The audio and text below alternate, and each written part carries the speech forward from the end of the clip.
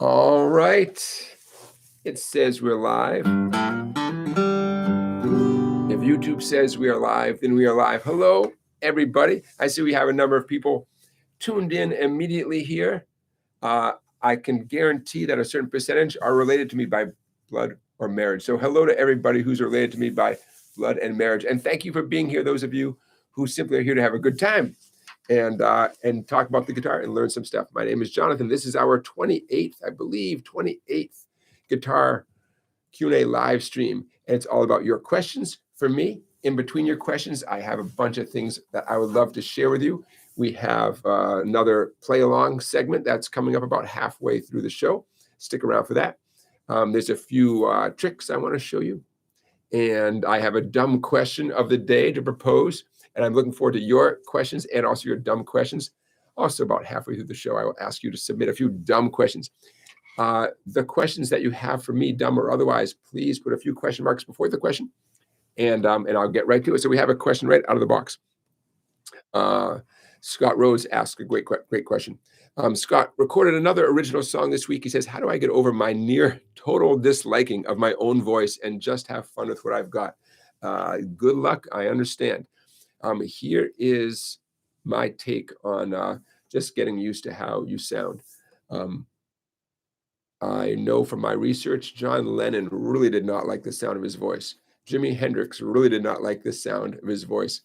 There's a Bob Dylan quote where Bob Dylan more or less says, you know, hearing himself sing, it's such a personal thing. It makes him just want to hide, you know?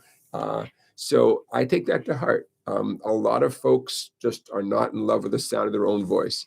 And I don't need any more examples. Those three, that's enough for me, you know? So if they get over it and they soldier on, or they did soldier on during their careers, then we, at a minimum, out of respect to them, we should do the same, right? But it's tough. It's tough getting used to your own voice. Scientifically, I believe what happens when you hear your own voice, you're hearing quite a bit of resonance inside your skull, for lack of a better term. When you hear a recording of your voice, you hear none of that resonance. And it sounds flat and thin and tinny and so on, right? Especially for those of us who are not trained singers. What do trained singers do? They create that resonance in a way that they can project, you know? So it's not just a resonance that they're hearing between their ears, but they're projecting that resonance. And as I learned, or as I heard recently, the way someone put it, the more an instrument resonates, the more valuable it is, you know, which is a good way of looking at it, including your own voice. The more you can resonate in an outward sense, the more valuable, the more enjoyable your voice is. But that's what you get from taking singing lessons, right? But, you know, guitars too, right? Especially acoustic guitars, the more they resonate, the more valuable they are. Your basic inexpensive acoustic guitar, it doesn't resonate very much. The neck might feel great, the color, lots of things might be great about it.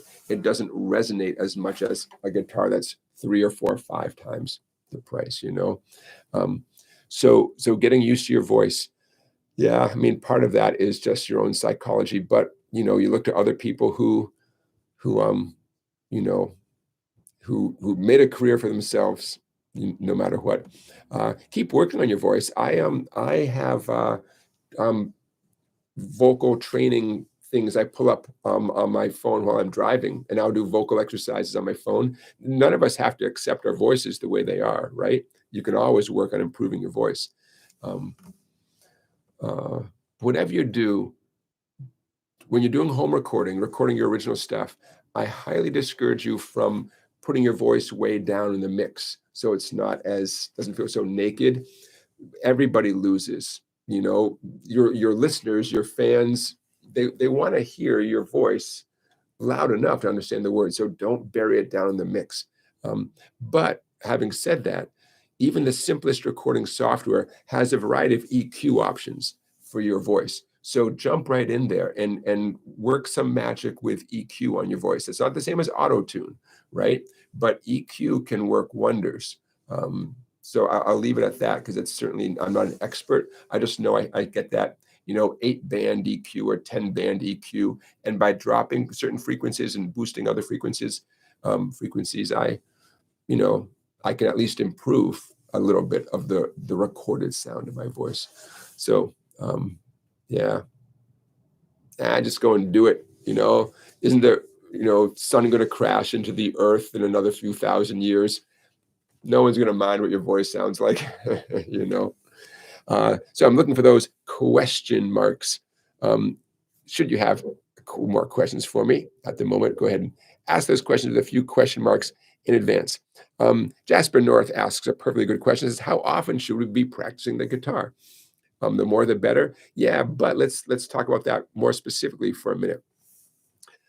My students who have done the best have one thing in common.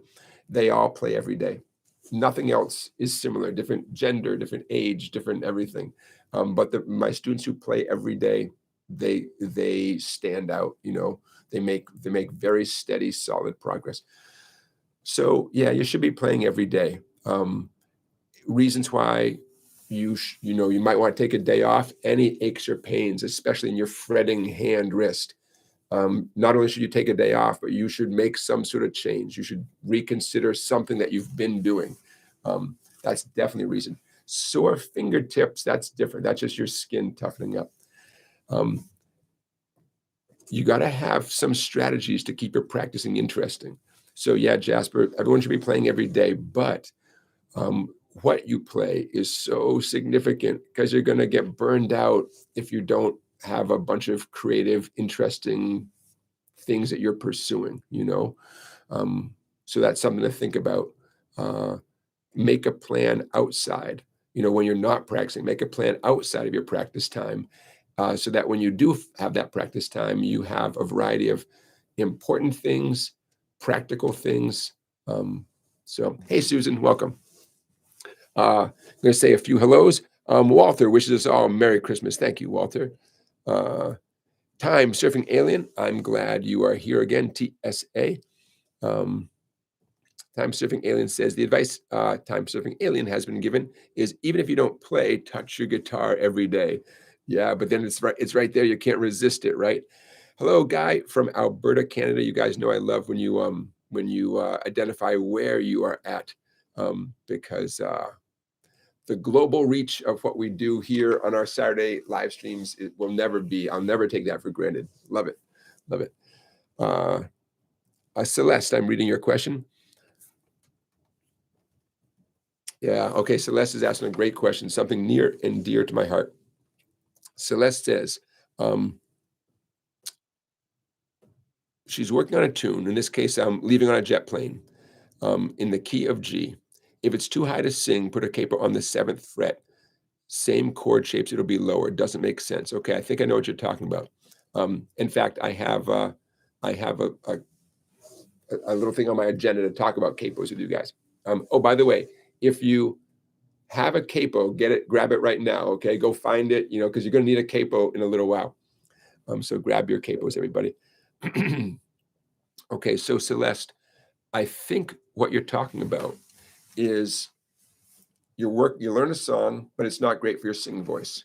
And someone says, oh, capo up the song, put a capo, and I'm going to, just for the fun of it, I'm going to put it at the 7th fret. By the way, I've never come across a popular tune, a famous tune, with a capo any higher than 7. I'm not saying it doesn't exist, but I have not come across any tune. At a certain point, you just run out of real estate. Okay, so there's my capo at the 7th fret. So talking about, key of G chords, let's just say G, C, and D. I know Leaving on a Jet Plane has a minor chord or two thrown in there. Okay, so now, remember, you put on a capo, you treat the next fret as number 1, right? You guys know this, right? So we know this is the 7th fret in reality, but we treat the 8th fret as number 1, the 9th fret as number 2, and all that. Okay. So the beautiful thing is you don't have to relearn the song, right? Celeste can keep playing the song in the key of G, well, what feels like the key of G, right? So how come capoing the chords up the neck, presumably that is a higher, it is a higher sound, right? How is that going to help sing the song lower? Okay, and I know the answer, but if I really knew the answer, I'd be able to give you a great explanation. So let's see how I do. What we're talking about is singing the song, dropping it down an octave, and then thanks to the capo, raising it up a little bit. Does that make sense? Music is circular. It doesn't feel circular. The guitar certainly doesn't feel circular, the neck of the guitar, but music is circular in this sense.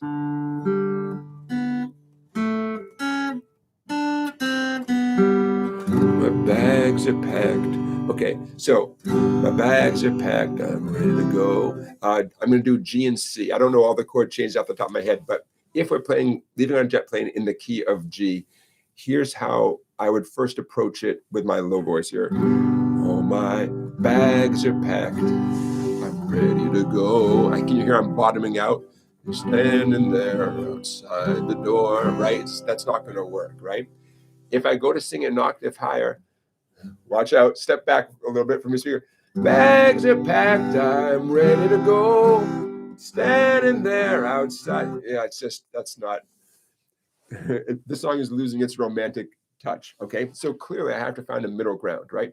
So Celeste, let's say that you were, let's say you were me. And I can't sing it that high and be comfortable. I mean, I might be able to hit the notes, but will the audience enjoy it? That's a fair question. Will the audience enjoy it, or will it sound like some guy trying to hit the notes? Nobody wants to pay to hear a guy trying his best to hit notes. Okay, so I'm Celeste. I decide, okay, I can't sing it that high, but down low. Bags are packed, I'm ready to go. Standing there. I mean, maybe some of you like that, but okay. So those are my two options. By the way, the melody, G, A, C, B, G. Okay. So I started with this, bags are packed, I'm ready to go. Okay, can't do that. If I sing it down an octave, it bottoms out. So now I'm Celeste, I'm capo-ing up. Now, I don't know why your friend suggested the 7th fret in particular, but I'm going to do it. And the bottom line is you just keep trying, trial and error. Remember our two best friends, trial and error? You keep capo-ing up until you find the key that works for you. This is like guitar math, or it's singer guitar math.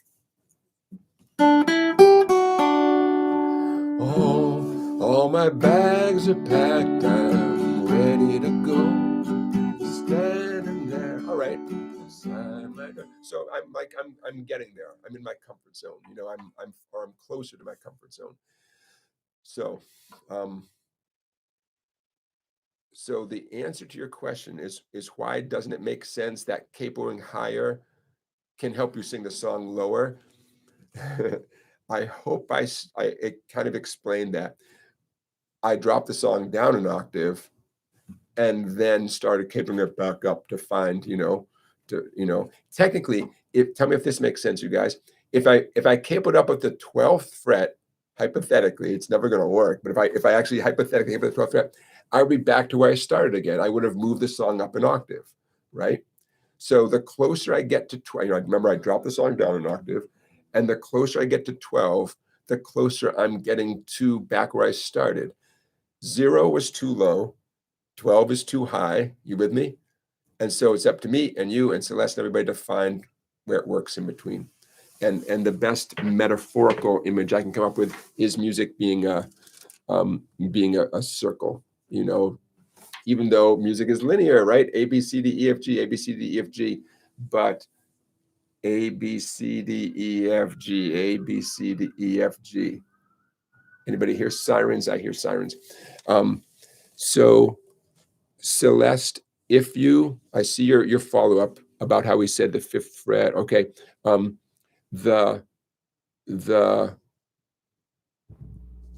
Which fret is going to be up to you, but your challenge is to sing the song an octave lower, and that we're all different. We all have different levels of experience doing that. You saw me find those notes. What I can tell you for sure is, if this helps, if the song's in the key of G, the melody goes G, A, C, B, A. And if I were to drop it lower, G, A, C, B, A. Oops. G, A, C, B, G. G, A, C, B, G. This is what I should have said. Okay. So dropping it down an octave lower vocally. Be patient with yourself. You have to find it down there. And once you find it down there, and you might find it's too low for you, that's understandable. If you can do it, great. Just take the no capo, just sing an octave lower. But you may have to capo it up. So that's the best I can answer your question right now. It takes patience. So be patient with yourself. The exact capo the exact fret you capo at does not matter. The only reason it would possibly matter is if you're playing with a group of people, including non-guitarists, pianists, violin, people who don't use capos. And what suits your voice is a key that they are not comfortable with. So, you're singing it in the key of B, and maybe the piano player doesn't have experience playing in B, and they're like, I can't do it. Okay, that's not necessarily your problem. But if it's your friend on the piano and you want to compromise, you got to see what you can work out. But long story short, and I'll move on to the next question. When the singer's voice sounds good, when you found the key where your voice sounds as good as it's going to sound, that's paramount. That's the most important thing. That's what paramount means. Nobody wants to hear a singer singing out of their comfort zone. It's just not. It's not good. So even if where you put the capo puts the song in a difficult key for other instrumentalists, that they need to learn their instrument better. Little tough love. Sorry about that. Little tough love. Okay. TSA from South Alabama, John from South Carolina. Charlie Beagle asks, what's the strangest thing you ever improvised to make a capo when you didn't have one? I have always, I don't think I've ever had to improvise, but in fact, I wish I had it. I have a CD, because some of us still buy CDs. And on the cover of the CD, the guy's, playing the guitar, classic, image. But the guitar capo, I think it's either a stick or a pencil with rubber bands. It's the kind of thing that you might not even notice right away unless you're a guitar player, right? Everyone else just thinks, oh, there's a cool guitar player. It's a great photo. But yeah, it's either a stick or a capo with rubber bands. And yeah, so thankfully I have never had to use anything else. Celeste just made a super chat donation. Celeste, I appreciate that. Those of you who are so inclined, you can make a super chat donation. It's that $ down in the chat. Hey, my friends, before I forget, we're about to start a poll. And here is the poll question. Okay, the poll question is, and this is relevant.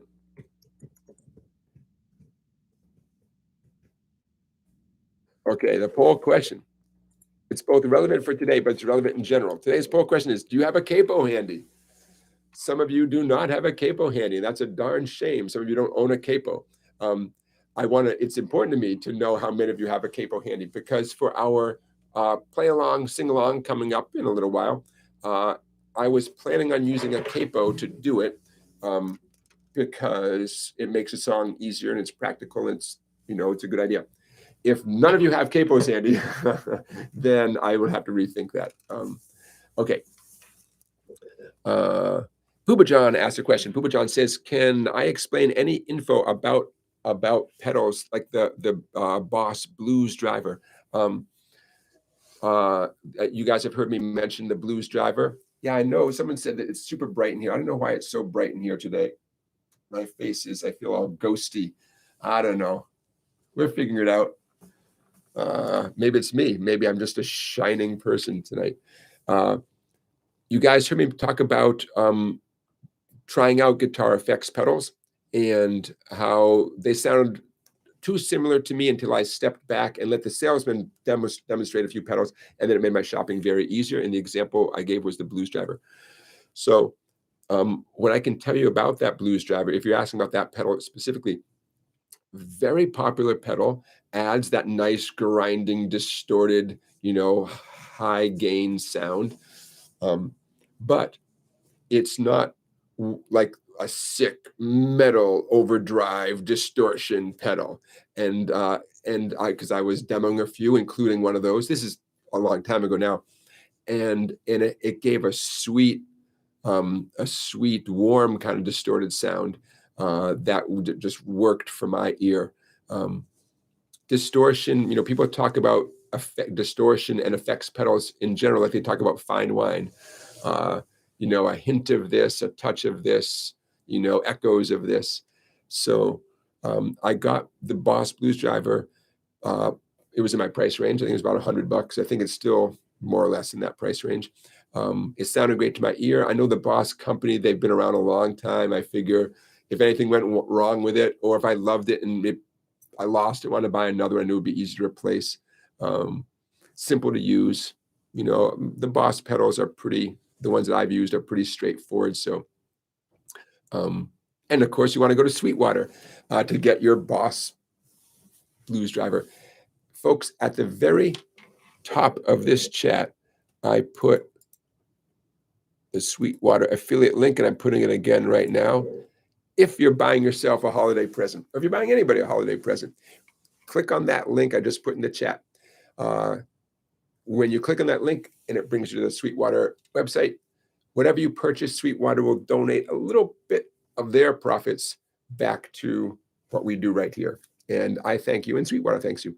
It's called an affiliate link. And, check this out. You don't have to buy the item tonight.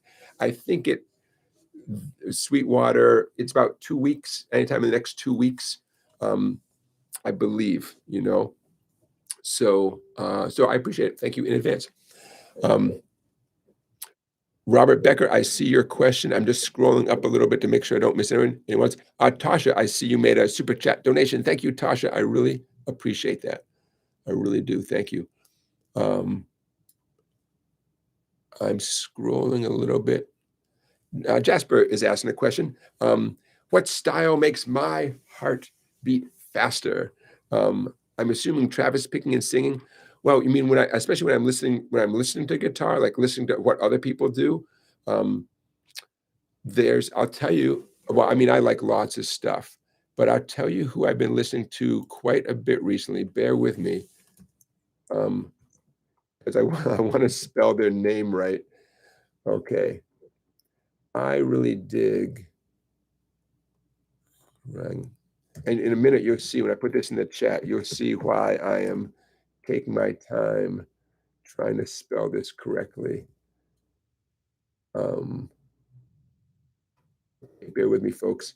I've been listening to these folks quite a bit. Oh, I know. I'll put their website into the chat. I just dig it. Okay, here it comes. Where are we here? Here it comes. Paste. And I will let you guys pronounce this however you want to. Spelled. Okay, where are we here? Okay, the name of this band with great guitar playing that I enjoy very much. The band name is spelled Kheruangbin. Kruangbin. And I'm sure that's not how they pronounce it, but Kheruangbin. Very cool, mostly instrumental guitar, bass, and drums. Oh man, I like that so much.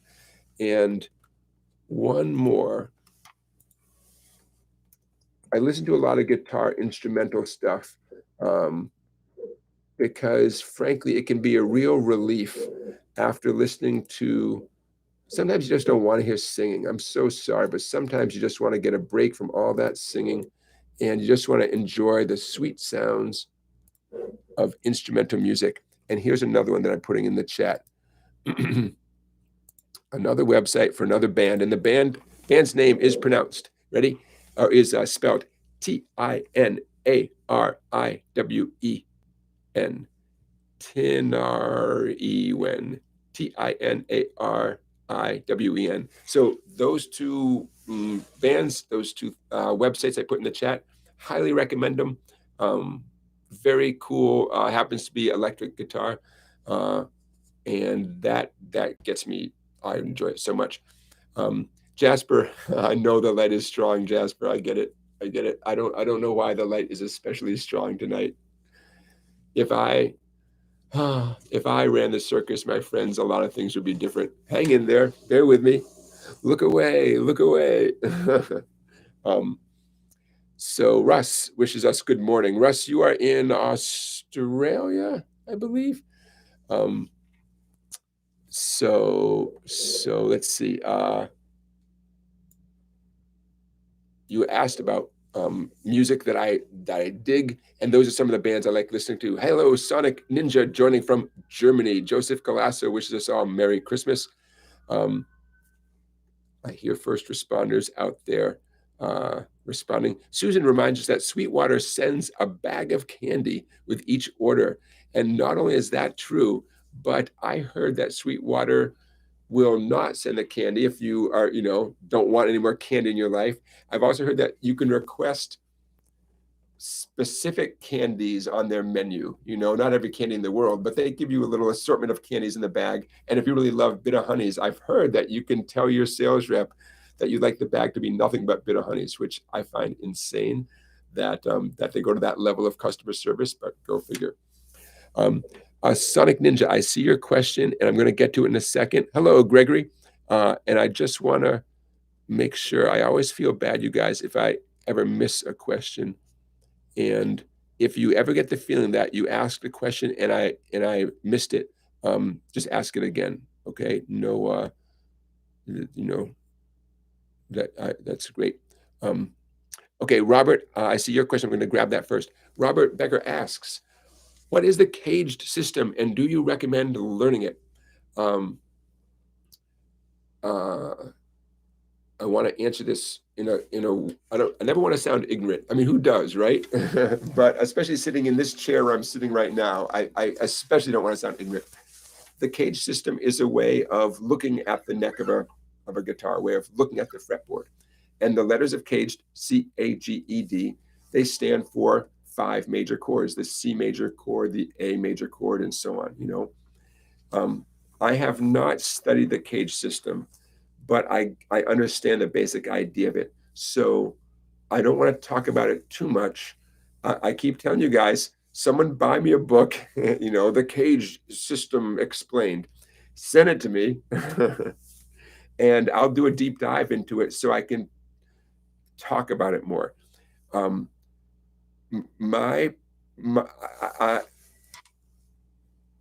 To me, it's one good way of looking at the guitar, but I have my own way of looking at the guitar, the neck of the guitar. So I don't rely on the caged system, but I'm sure part of my perspective relates to the caged perspective. And I'll give you an example in a second. So number one, it's a viewpoint. It's a way of looking at the guitar. It's a lens to look at the guitar, through. Number two, do I recommend learning it? Yeah, I mean, I recommend anything, especially the cage system, anything that is a system that's been around for a few years. It's worth checking out. Why have I not checked it out yet? I don't want to say I don't need it, but it's just not a priority since I get the basic idea, which I'll show you in a second. I get the basic idea of it, and it overlaps so much with what I already know. I'm not keen to investigate deeper unless someone put a book in my lap, and then I would, I assume there's some caged book out there, and otherwise maybe I should write it. I should learn about it and then write it, and then, okay. So I'll give you an example. A major chord, since A is the second letter of caged, and I find it convenient to use the A major chord. Let's use the A major chord. Okay, here's my A major chord, typical 3 fingers, right? A major. Instead of doing it with 3 fingers, I'm going to boil it down to 1 finger. An index finger clamping on. I'm touching 4 skinny strings, but all my pressure is on the 2nd, 3rd, and 4th. My finger is lightly touching the 1st skinny E string, but I'm not going to strum that string anyways. So what I have here on my 2nd, 3rd, and 4th strings, I have enough. I have the legal minimum requirement of an A major chord. The 2nd string, 2nd fret, 3rd string, 2nd fret, 4th string, 2nd fret. Technically, I don't need any more than that. Okay, that's an A major triad. Those are 3 notes. I'm not going to worry about the 1st string, 1st skinny string, 2nd skinny string. Oh, sorry. I'm not going to worry about the 1st skinny string or the 2 bass strings. For the moment, I'm going to focus just on this 1 finger A major chord. Take my word for it. If someone asks you to play an A major chord and all you did was a 2nd, third and fourth strings at the second fret.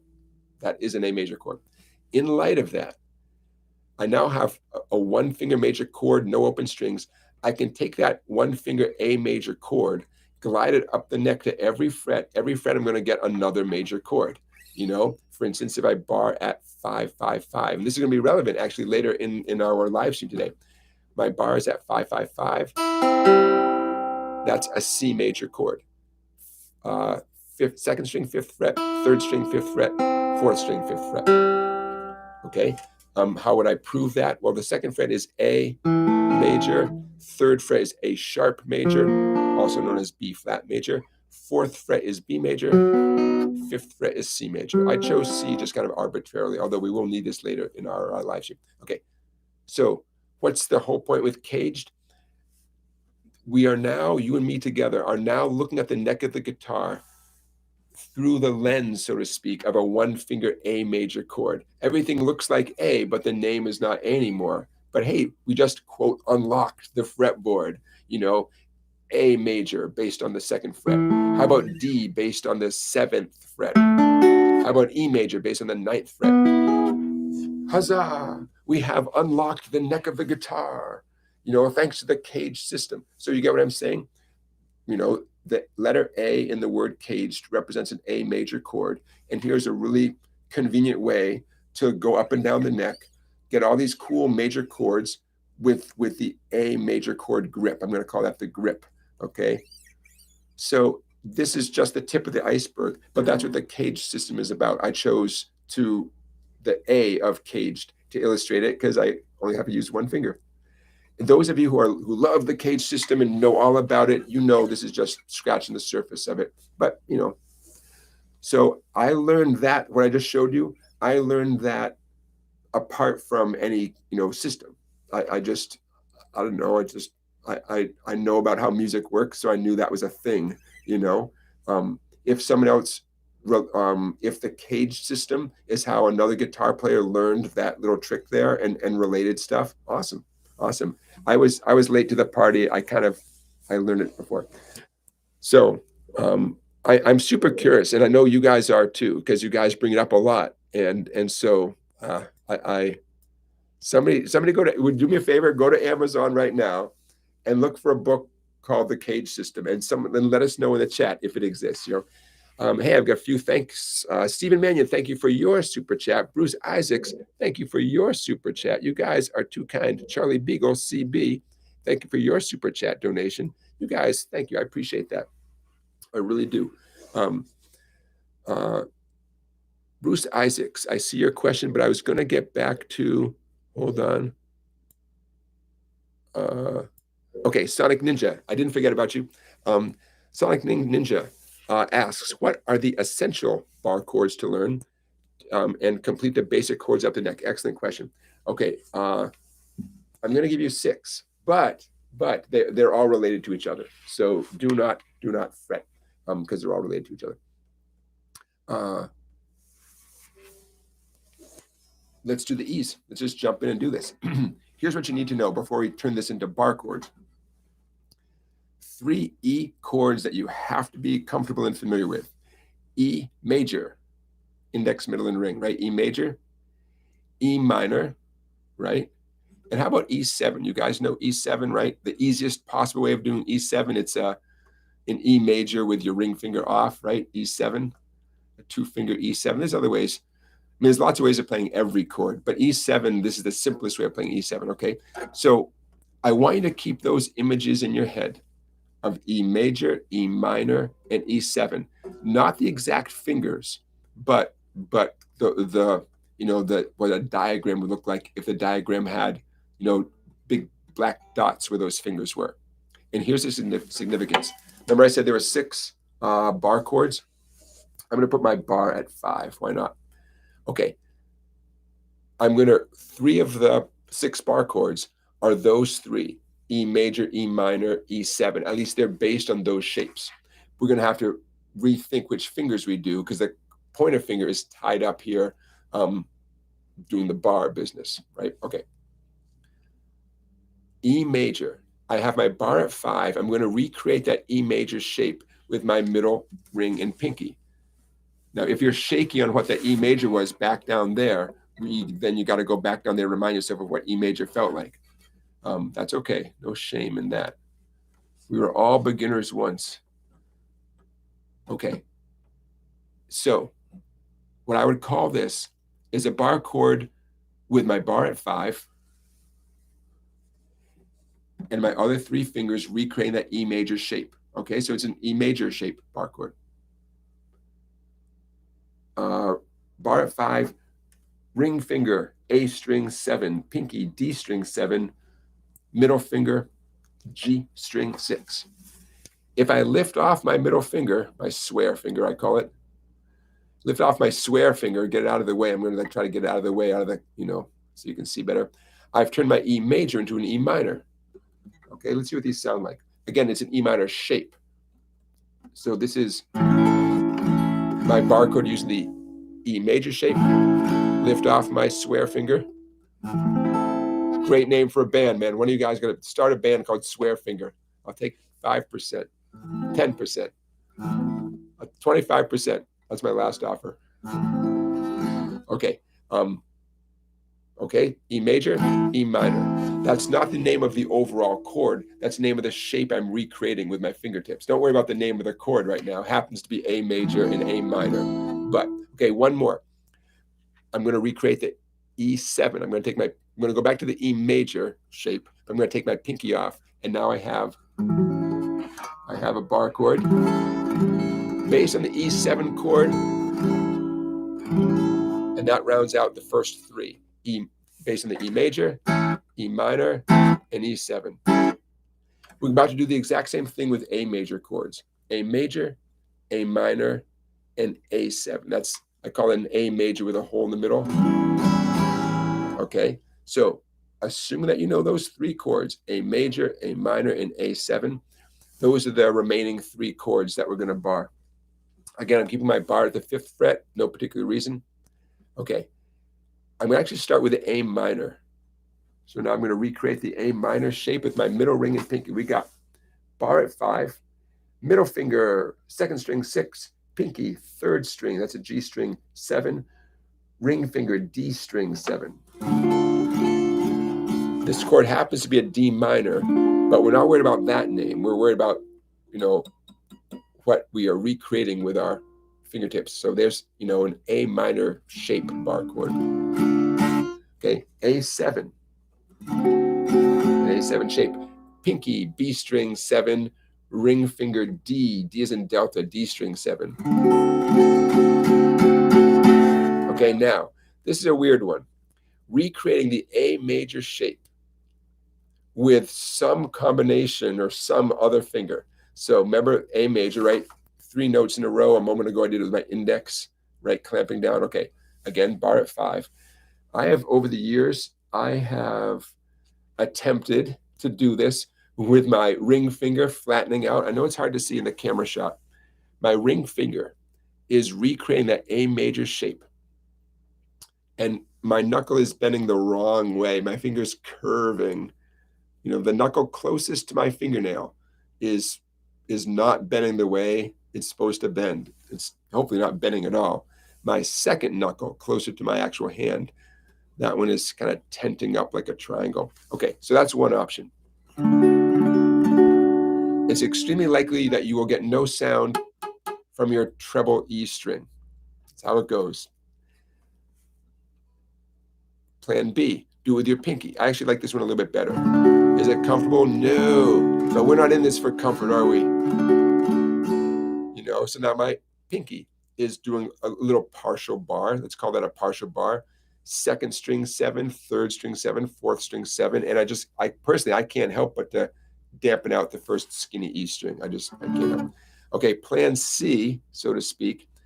3 separate fingers, middle ring and pinky, recreating the A major shape while I bar at the 5th fret. Some people prefer this. Hey, you know what? What are you going to do? If you can do that one, there's a fighting chance that you could get that treble E string to ring. I have to really put my mind to it. Okay, that is the sixth of the 6 chords based on the A major shape. I would go as far as to say that that is the hardest of them. I don't love that chord. What are you going to do? That's how it goes, you know. Okay, so Sonic Ninja. I hope that helps. Okay, Robert, did I thank you for your super chat already? Thank you, Robert. I appreciate that.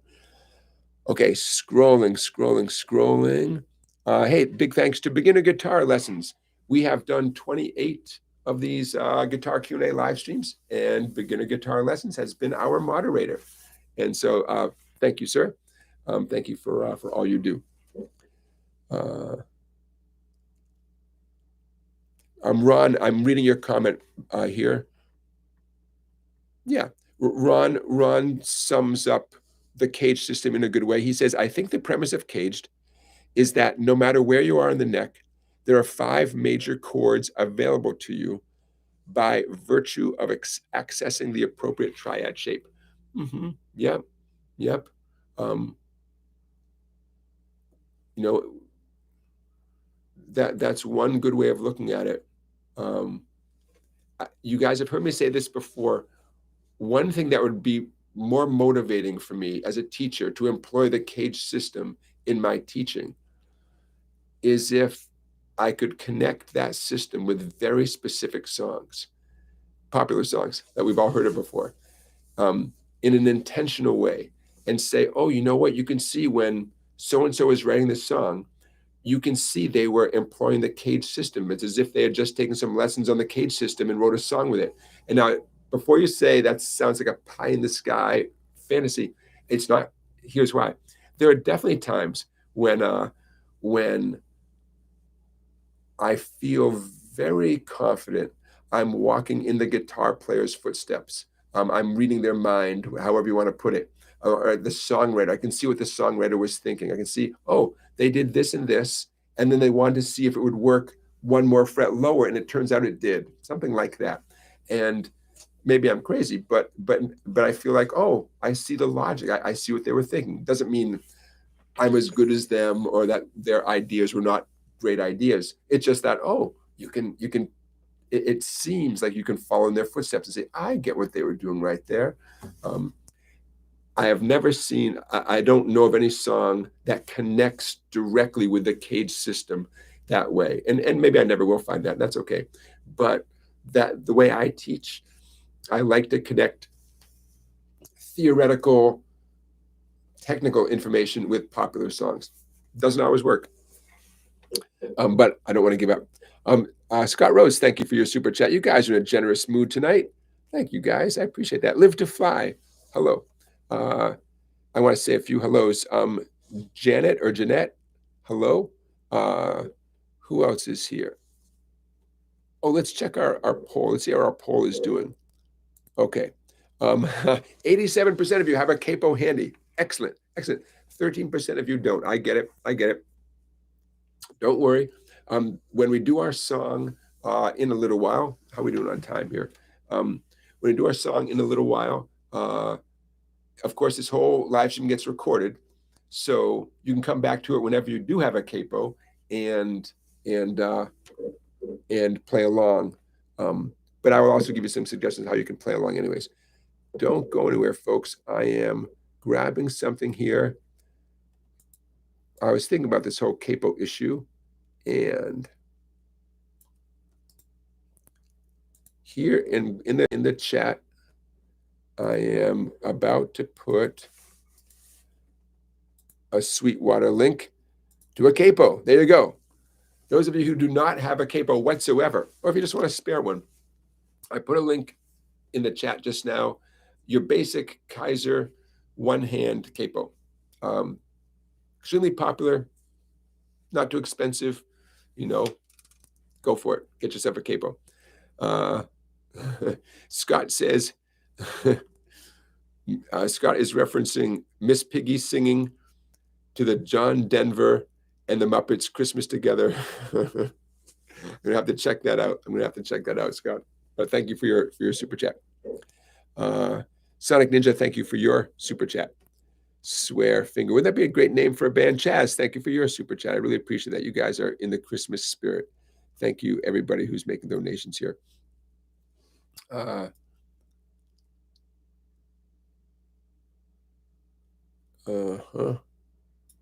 Okay, Bruce, I'm going to head back up to your question here, Bruce. I hope you're still with us. I hope you haven't been waiting too long. Bruce asked me, was there a moment when Jonathan, I felt, wow, I'm a good guitarist. And what skills or knowledge did you have that made you feel that way? Oh, a great question. Yeah. Let me see. I mean, where can I begin? Part of those times where when I was working out of a book, out of a specific song in a book, and I could finally do the song in a way that felt I could be relaxed. Somehow I was both going faster and smoother, but also I was relaxed, which is that weird, is it a paradox kind of, where you feel like you're doing less work, but the music is just flowing better and faster than it did a day before or a week before, an hour before. You know, you've crossed that threshold. So I'll give you an example that I've had that for sure. And then another moment where I felt like, God, I'm getting somewhere, is when I could figure out someone else's guitar part, not using ultimateguitar.com, not just by ear, you know, and feel pretty confident that I was doing it right. And I did it by ear. And there are a few of those moments where I felt, man, I'm getting somewhere. So those are two moments: learning something specifically out of a book, a specific song, and where everything is written out and you know what your job is. You just keep doing it, and you don't feel like you're getting any better. And over time you do. And then, figuring out a tune. Let me think of a third scenario. Well, I keep returning to the capo theme tonight. I was hanging out with a singer, and the singer said, "Oh, do you know such and such a song?" And I started playing the chords, and she said, "Oh, my band does it in such and such a key. I don't know." And I just grabbed my capo, and between the capo and transposing, I just did it kind of quick.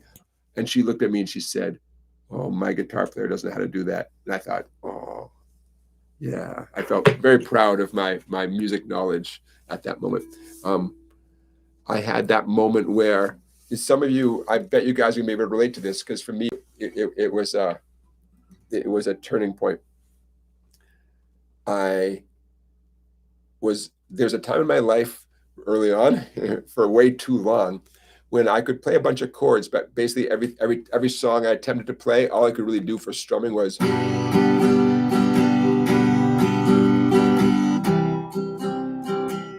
every song, whether it fit the song or not. And I was incredibly frustrated because I didn't know what else I could do. And then I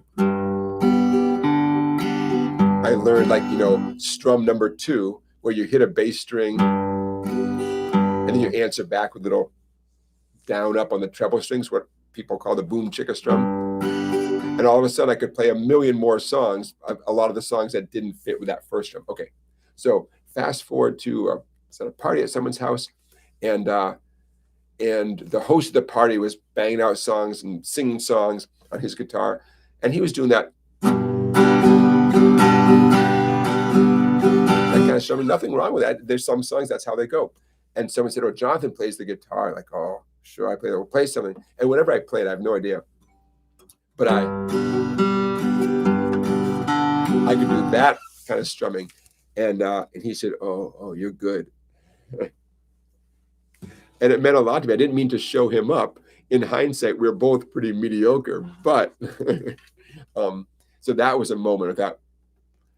I guess, I'm not stuck doing that same strum pattern. So I guess I am. Yeah, I am. I am better. Okay. So let's give you some more specific examples. In terms of learning something out of a book, one example I would give would be, do I remember which song it was?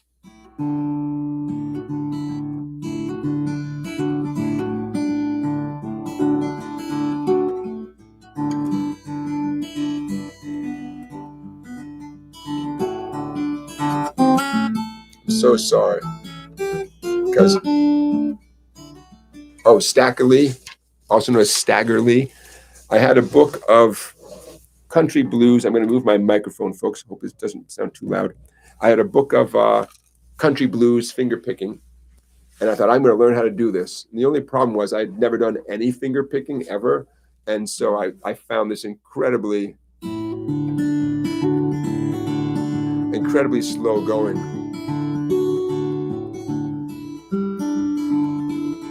So Mississippi John Hurt, where the thumb is bouncing back and forth, alternating between different bass notes. And then index and middle, or potentially index, middle, and ring, were picking out the melody. And took me forever.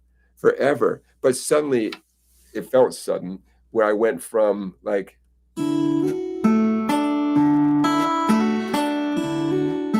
clunky, and then this after weeks and weeks and weeks of doing it. It was a little bit faster, but a lot more relaxed.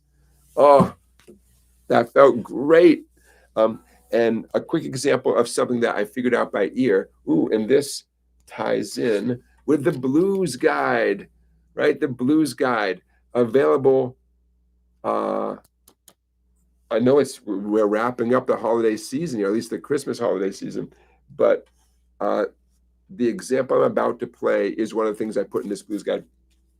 I had a cassette of blues singer guitarist Sleepy John Estes, and he did his rendition of "Someday Baby." Hold on.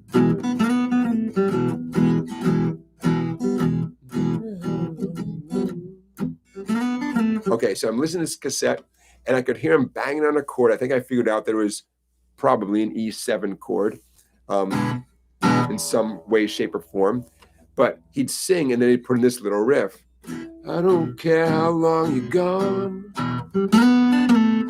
I don't care how long you stay. My good fine tree, bring you home someday. Okay, and I thought, God, I got to figure out that little thing. Like, what was it? What was it? And I will show you. You may know this as the universal riff, because later I called it the universal riff. I made a video about it and so on. Okay, so what is it? Okay, gotta be your middle finger, your second finger, gotta be your second finger, except no substitutes. G string, that's your third skinny string, second fret.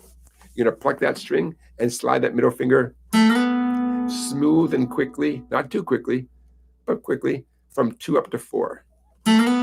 Keep it down, don't lift it off, because you're gonna need that again in a minute.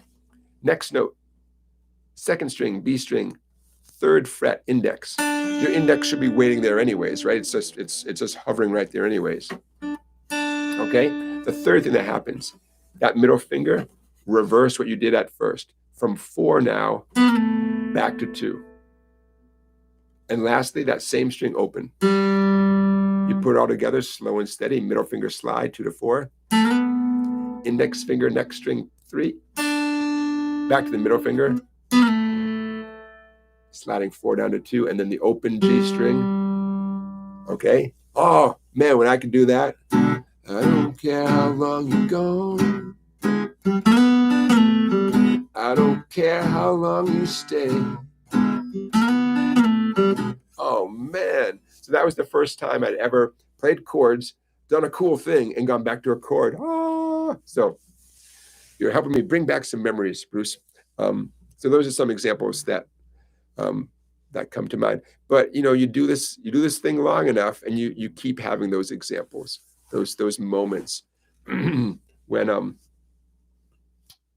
things happen. You think, okay, so that you're reading my mind here. Okay, I'm gonna take a pause from your questions for a minute, and I'm gonna throw some things out there at you. Okay, hold on. Okay, there we go. Stephen is asking why I'm not using my Telecaster. Stephen, I'm mad at Fender. Long story short, I ordered a guitar from the Fender Custom Shop. Took 20 months for it to arrive. They made it wrong, meaning they did not make it to the specifications I ordered. They made no effort to correct it, apologize for it. They didn't offer me a discount. I don't know. 20 months, man. So my Telecaster, I still have it, but you may not see it very much. I don't feel like promoting the Fender Musical Instrument Company ever, because I'm still mad. So that's why. Okay, so you guys, here is, you guys are asking me good questions, including about my own personal experience. I want to ask you a question. And here's the question. You're going to fill in the blank. If I could just fill in the blank, I'd be happy as a guitar player. Now, that blank, if I could just, is it a song? If I could just play, such and such by so-and-so, I'd be happy. Is it a technique? If I could just, play blues lead guitar solos off the top of my head. So what is it for you? And I would love, we got 44 viewers, holy moly. Now, I know not all of you have access to the whole chatting system, but for those of you who do, what is that thing? If I could just, then I would be like, I'd be so happy. And I know you guys have those things. So go ahead and put those in the chat. What fills in that blank for you? I'm very curious. Okay. How are we doing on time? Maybe now is as good a time as any to do our weekly sing-along, play-along. Why not? Let's do it. I am prepared. And so this is the time I'm going to take just a couple minutes and do the preparation for the sing-along, play-along. And then we'll do the actual thing. And when I timestamp this video, which I'm hoping to do tomorrow morning, I will make it clear in case those of you don't need this preparation part and you just want to zip right into the play along and get to it. Don't worry. I got you. Okay, you got your capo handy? Capo behind the second fret. If you don't have a capo, don't worry, hang in there, because I'll give you something that you can do to take part in this as well. If you do have a capo, right behind the second fret. By the way, it's always a good idea to check your tuning after putting the capo on. It's totally possible the capo can tug the strings just a little bit, and then suddenly you find that your guitar's not in tune anymore. So don't rule out that possibility. If you put a capo on and the guitar suddenly seems a little bit out of tune, you're not crazy. It can happen. Okay. I choose these songs. We've done a whole bunch of them. I choose these songs based on their simplicity. I want songs that on paper are very clear and obvious and repetitive. And today's is no example, no exception.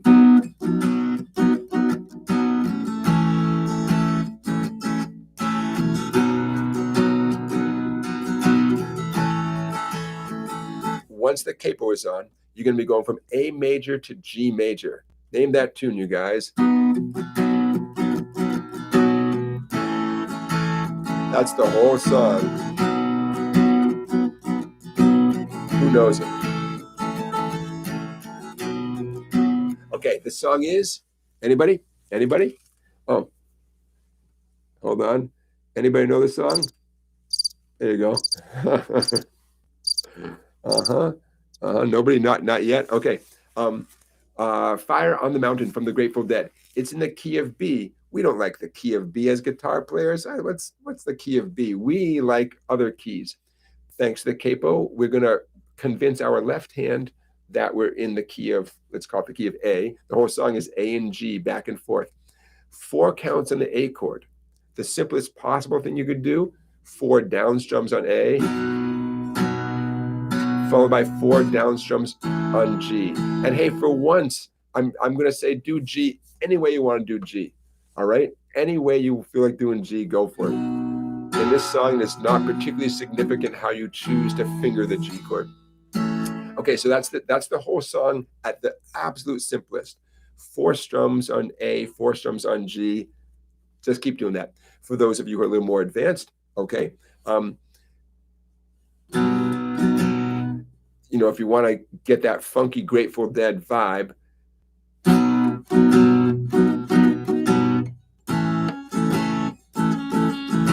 so what am I doing right there? Down, up, down, up, up, up, down. And then the same thing on the G chord. Down, up, down, up, up, up, down. Okay? Now, don't worry if that freaks you out. No, you can always come back to it later, you know? That definitely gives you the Grateful Dead vibe of that song.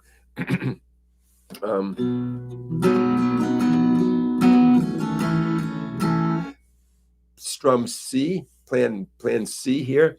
You could do like 8 down strums per chord, twice as fast as when it was 4 down strums per chord. 1, 2, and 3, and 4, and I could count to 8. 1, 2, 3, 4, 5, 6, 7, 8. 1, 2, 3, 4, 5, 6, 7, 8. Okay, gives a little more momentum. I'm accenting the first of every pair. 1, 2, da, da, da. Why? Because it sounds good. So I'll probably hop between those different strum patterns during the song. It's a little bit of a multitasking thing. But I don't want to promise I'm going to do only one, because then I get into the spirit and I start doing something else, you know. But once the baton drops, once we start this, no matter what else happens, you're going to see my fretting hand here going from A to G. It's going to be 4 overall counts, 4 overall beats on each chord. So no matter how we strum it, after 4 of those finger snaps, it's time for the next chord. Okay? Okay, now real quick, especially if you don't have a capo, but even if you do have a capo, you could play these 2 chords in a different way. So check it out. This is, whether you have a capo or not, the capo is now going to be irrelevant, because we're not going to play any open strings. On this A and G I was doing, there's open strings involved. The capo is extremely relevant. Right now, whether you have a capo or not, no worries. Okay, what am I going to do?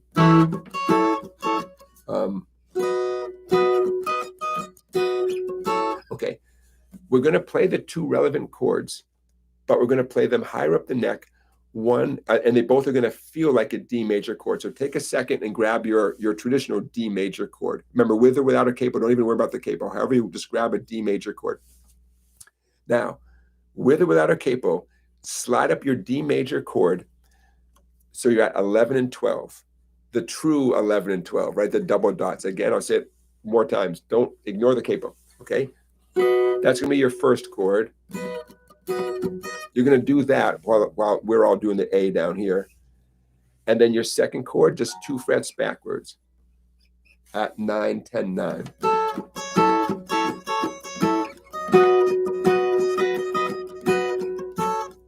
Now, you don't have to strum it like this. Again, you could do just 4 steady strums. Oops. There you go. You could arpeggiate.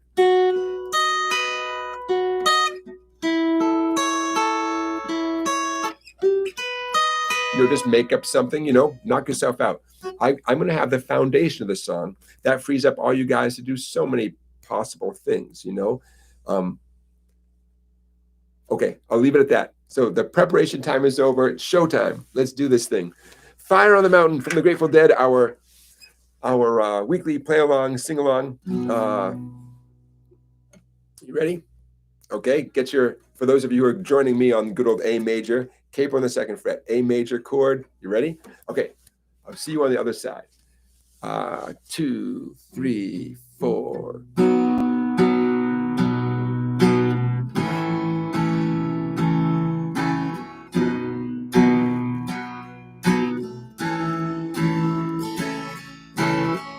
Long distant runner, what you standing there for?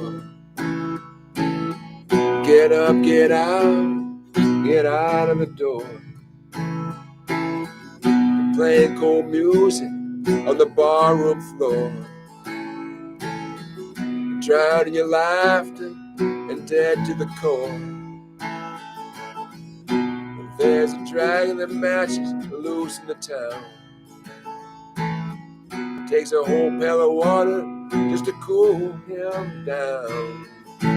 Fire, fire on the mountain. Fire, fire on the mountain. Fire, fire on the mountain. Fire, fire on the mountain.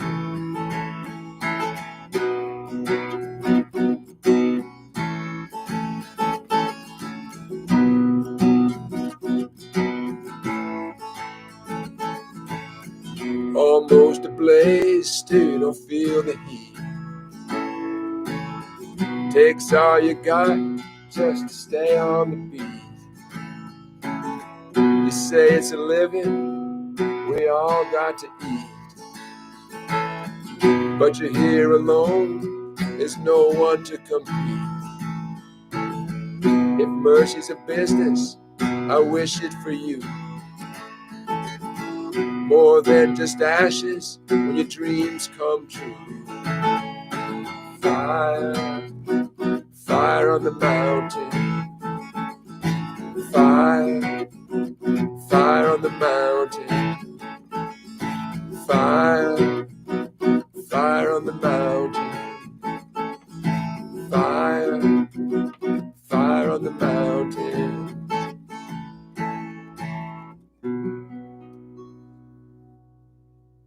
All right, how do we do? Okay, so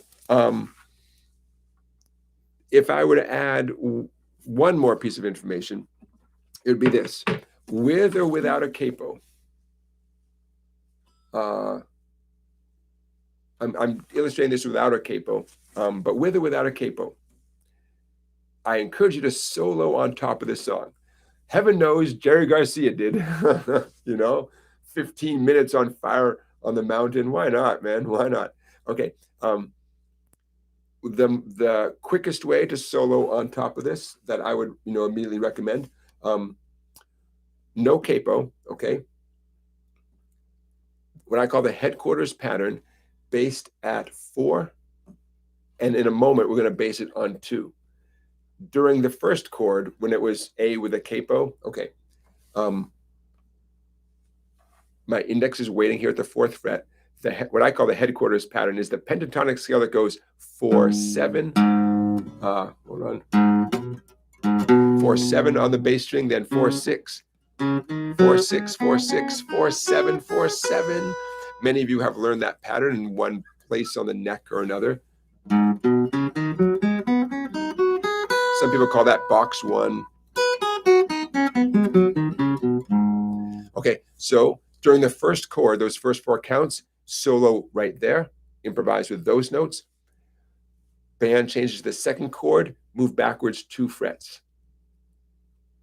Now you have 2, 5, 2, 4, 2, 4, 2, 4, 2, 5, 2, 5. So some of you have not done this exact thing before, where you change pentatonic scales during the song, like with the chord changes. So like we got fire, fire on the mountain, fire on the mountain. See, my hand is moving from what I would call 4th position, what is 4th position, down to 2nd position, 4th position to 2nd position. Is it, a constant thing? Oh, yeah. Is it the only way to solo on top of this? No. But, since I bet a lot of you know that headquarters pattern, hey, why not? It's a way to get started jamming along with it. For our purpose right now, let's say no capo when you do this.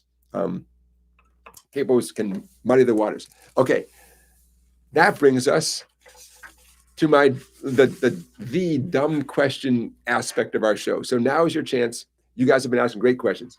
If any of you have a dumb question, a DQ, as Scott Rhodes labeled it, if you have a DQ, now is the time to ask the question that you're a little bit shy about, and you're like, no, now's the time. And here's my dumb question for you. Okay, to get us started, my dumb question for the week.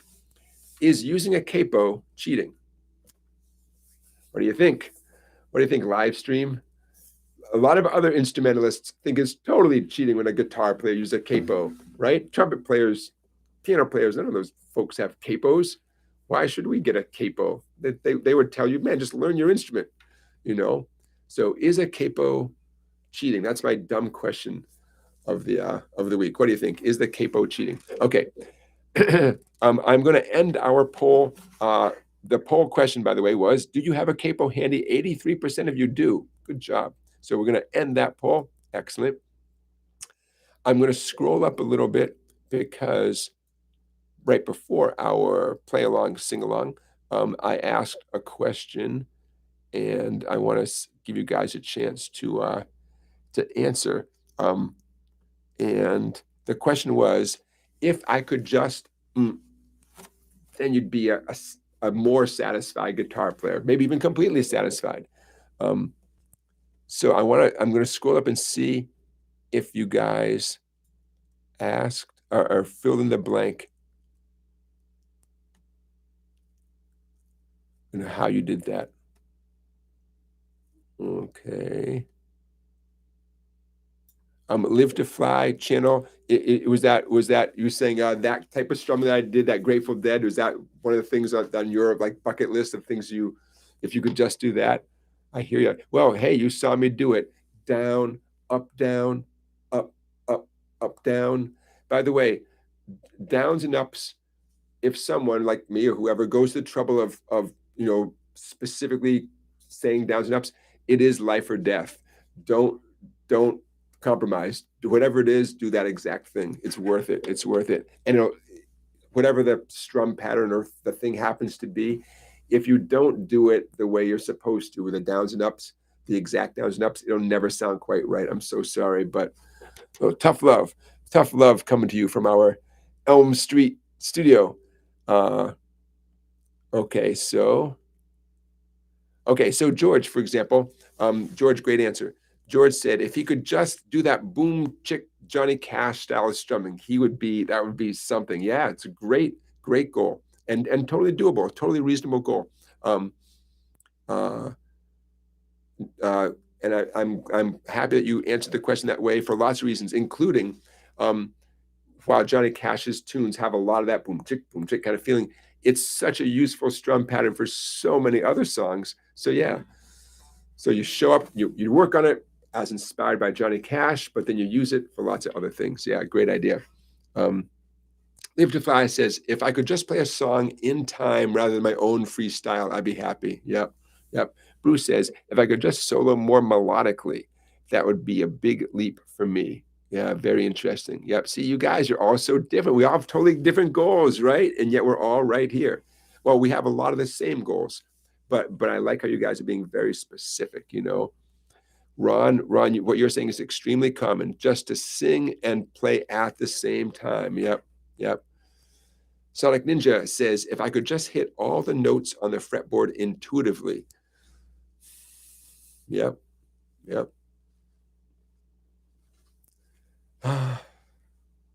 Okay. Let's see. Did somebody else? Okay. A to Z Me is talking about Tangled Up in Blue. Oh, now think about Tangled Up in Blue. I love that song. I play that song almost as soon as I could play the chords of that song. Tangled Up in Blue has well, it's similar in that A to G thing, right? Maybe that's what you're getting at A to Z Me, Early one morning, the sun was shining. I was laying in bed. Don't make me sing Bob Dylan. Don't. Okay, a little bit more. Wondering if she had changed at all, if her hair was still red. So A to Z Me, I know what you're talking about. Only 2 counts on each of those chords. The only problem is after that, there's some more chords and there's a bar chord in there, but maybe we'll do that one. I mean, I would love to do Tangled Up in Blue, especially if we took it a little bit slower. Beginner Guitar Lessons is shocked that for once I actually said to you folks, hey, any way you want to finger the G, knock yourself out. I know, it's true. Okay, Robert says, if you could just go from a G to a B minor bar chord when I finger pick and get it to all sound good, no thuds. Yeah, yeah. I'm curious, Robert, are you doing the G as a bar chord as well, or doing the G as a regular, just a regular open G? I mean, it's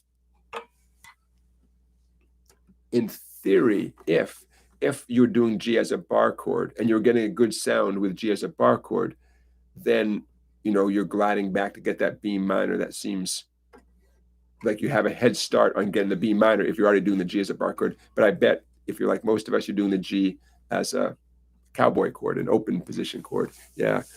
Yep. B minor, man. It's a beautiful chord, but yeah. Yeah. It shows up when you least want it to. Joseph is mentioning a whole bunch of tunes that are 2-chord tunes, including Achy Breaky Heart, Jambalaya, Paperback Writer, Eleanor Rigby, Buffalo Girls, and Rudolph the Red-Nosed Reindeer. I take your word for it. Yeah. I don't know that those are all 2-chord songs, but I hope they are. Live to Fly is asking a question. Live to Fly, you're saying, do I watch Scott Groves? That name rings a bell. No, I don't watch his videos, but I'm sure I would recognize him because I've seen that name. I don't watch my peers too much, but I certainly come across them. The number one reason I come across all the other folks out there who post videos on how to play songs is I'm sitting with a student, one of my in-person students, for example, and they say, I want to learn. Oh, what was one just recently? Oh, Counting Stars by One Republic. And so I do what anyone would do. I say, okay, let's Google and see if anyone's posted the chords, and then let's see if anyone's posted a video on a certain strumming pattern. Sometimes I don't need the video because it's pretty obvious how this song goes. But that's the number one reason why I watch my fellow YouTubers, which isn't to say I don't watch all sorts of guitar stuff on YouTube. Anyways, you asked a perfectly good question. And Scott Groves, yeah, I'm sure the name is so familiar. I'm sure I've seen something. Okay, don't forget, if you have a question for me in particular, directly to me, put a few question marks before. Chris Creates asks a dumb question. Does any of this apply to nylon string guitars? Yes. Everything applies to nylon string guitars.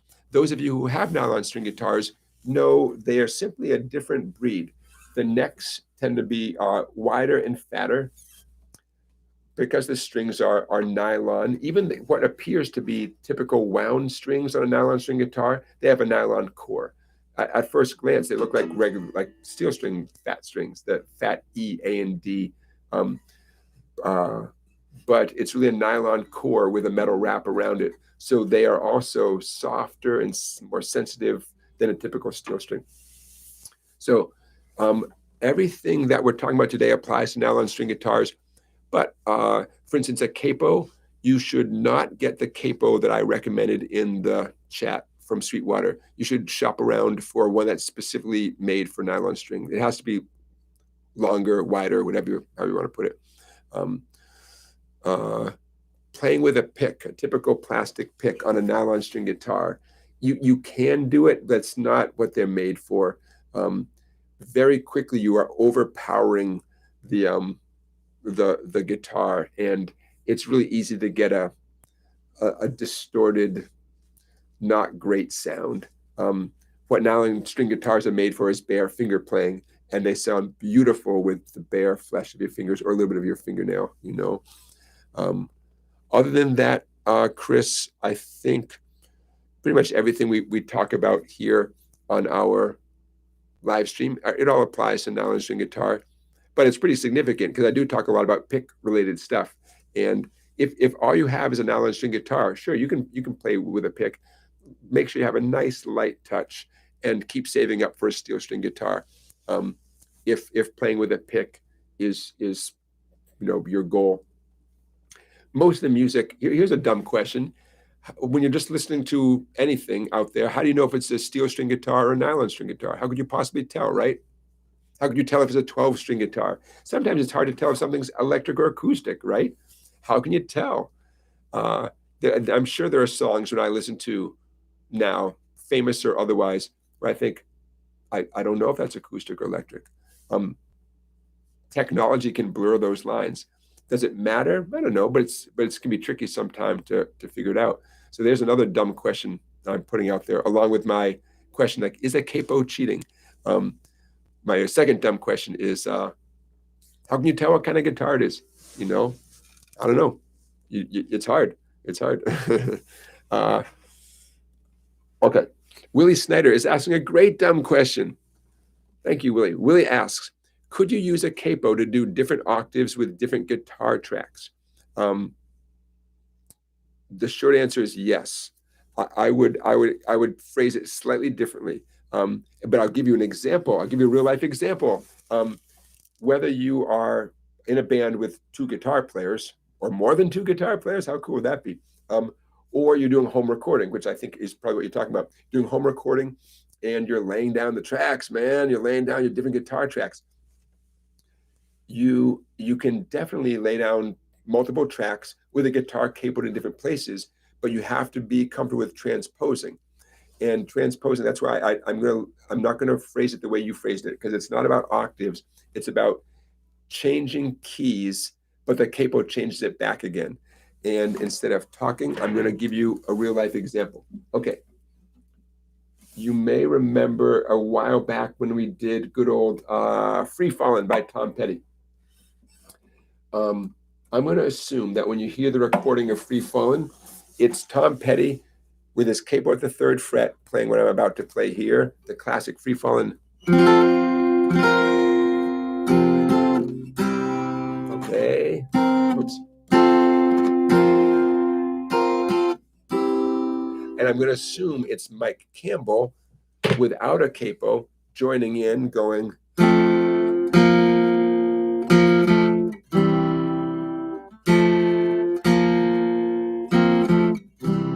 So in my mind, that's an example of what you're talking about, Willie. Can you use a capo to create, different textures, and the answer is not only can you, but I highly recommend it. It just sounds so cool to have different guitars chiming in. Even if it's the same physical guitar, guitars vibrate differently. They sound different when they're capoed compared to when they're not capoed, especially as you go higher and higher up, So okay, so what did we just do there? Okay, Mr. Tom Petty, even though it looks like he's playing a D chord and he's adding his pinky and then he's going back to the A chord, it looks like he's playing D and A, which would lead you to believe maybe he's in the key of D. Thanks to the capo, he's up 3 half steps from the key of D. So check it out. The half step is the smallest amount of, difference or distance in typical Western music, right? In our neck of the woods. And every fret literally is a half step on the guitar. So when I say Tom Petty is playing with a capo on the third fret, it means he's taken the song he wrote and he moved it up 3 half steps, presumably to make it easier for him to sing because it suited his voice just right to do it that way. So even though his fingers might think he's playing in a certain key, what we all are hearing is 3 half steps or 1.5 steps above what it might appear that he's doing. So if it seemed like it was in the key of D, but he jacked it up 3 half steps, what's 3 half steps up from D? Okay, so for the record, I'm holding my hand out. I don't know why I'm doing this. My hand represents, my palm is facing down, and my hand represents a D. I go up 1 half step. Remember, the goal is to identify what the new key is, going up 3 half steps, 3 frets. So ground zero is D, the key of D. Up 1 half step, the key of D sharp. Up another half step, the key of E. The third half step, the key of F. Remember, E and F are neighbors, everlasting friends. Get it? E and F, everlasting friends. D and F are neighbors. So while Tom Petty, his left hand thinks he's playing D and A chords, the listener is hearing two chords in the key of F, you know? So Mike Campbell, presumably, no capo, he grabs an F chord, suspends it, and returns or ends up on a C chord. So he's playing F, F suspended again, back to F and the C. And you put the two together and you have a nice combo, a nice texture of two guitars, you know? And if one is electric, one's acoustic, one's a Gibson, one's a Martin. I mean, you know, you're gonna find some cool textures going on there. So, by the way, an F suspended chord. But I'm doing the easiest F possible. I'm not even thinking about the skinny first string. Forget the whole barring thing. Definitely no bar chord. I'm B string first fret, index finger. G string second fret, middle finger, and D as in Delta, D string third fret, ring finger. Again, no first skinny string. I'm not going to strum it. I'm not going to squeeze it. I'm ignoring the first skinny string. I'm definitely ignoring the two fat bass strings, the E and A. Okay, so I have an F triad, an F major chord. That's all I need. That is enough. And I suspend it. You ready? My pinky to suspend to create an F suspended chord. Pinky, third string. That's a G string, third fret. So F to F suspended. With my pick, I'm being very careful to only do the second, third, and fourth strings. Then I do the F suspended back to the F and good old C major.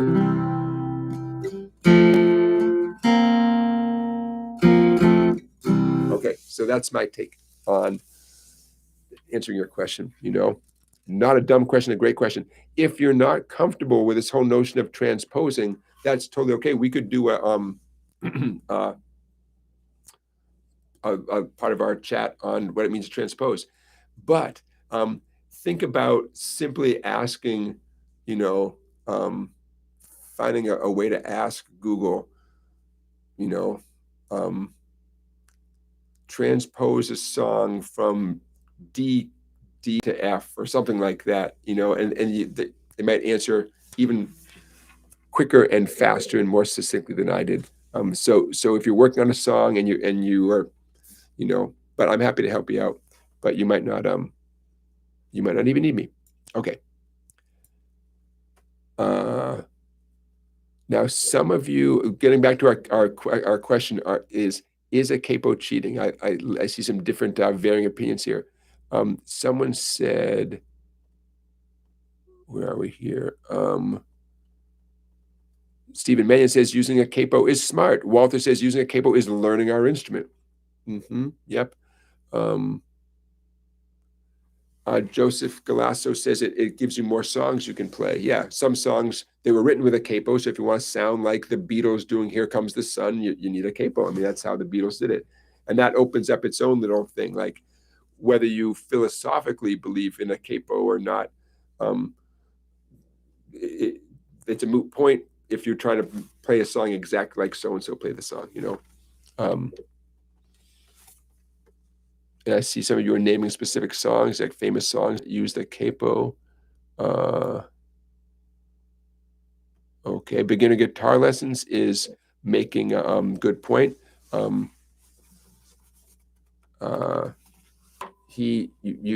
beginner guitar lessons, you do feel it's cheating. It's cheating to use a capo. You'd rather, you know, it's like truly figure stuff out and not use it. I mean, I get that. There's, you know, it would push you to like rethink stuff, you know. Stephen, are you asking about my capo? He says, if you're